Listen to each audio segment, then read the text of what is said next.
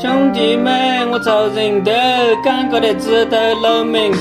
问你这是真的是手心撇烟，不想拿给老子吃嘛，你就直接开口讲。一天拆了几个鸡蛋抵到我的前面还，换做人家这样对你，老子看你咋个想。其实讲句实话，我也不是特别想吃，只是刚刚突然感觉我的头发有点湿。这么多年你这屎还是一样的不耿直，算了几个鸡蛋你还是这样留起尺度时。不说我说你这么过来整你造孽，要是这样对我，非得给到楼门整两拳。一天照他这样对你，看你像个200，但是不得不说他这做法真的很缺德。